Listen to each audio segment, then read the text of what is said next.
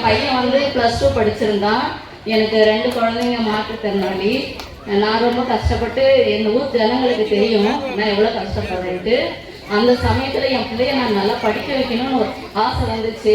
அப்போது ஒரு சமயத்தில் இவரை பார்க்க நான் சாமியானங்களை பார்க்கும்போது எப்போ பாரு இவருக்கு பக்கத்தில் ஆளுங்க ரொம்ப சூழ்ந்தே இருப்பாங்க. ஜனங்க வர்றவங்களுக்கெல்லாம் இவர் வாழ்கின்ற கர்ணர், புரியுதா?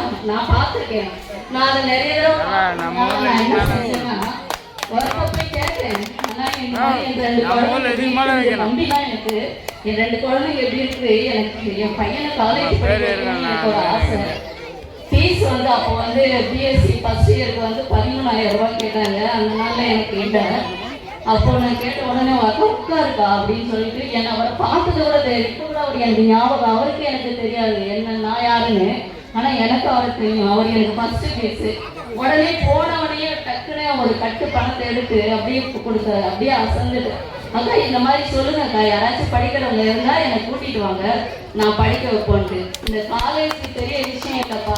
இவர் நிறைய குடும்பத்தை வாழ வச்சிருக்கிறாரு. எத்தனை பேர் நான் கல்யாணம் ஆகாதவங்கலாம் கஷ்டப்படுறவங்கலாம் நான் சொல்லுவேன், நீ என் தம்பி சங்கர்கிட்ட போங்க, உங்க கஷ்டத்தை சொல்லுங்க அப்படின்ட்டு.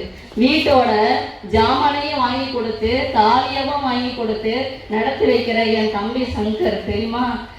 இது நான் சொல்றதுல எனக்கு ஒன்றும் வெட்கமே படலை.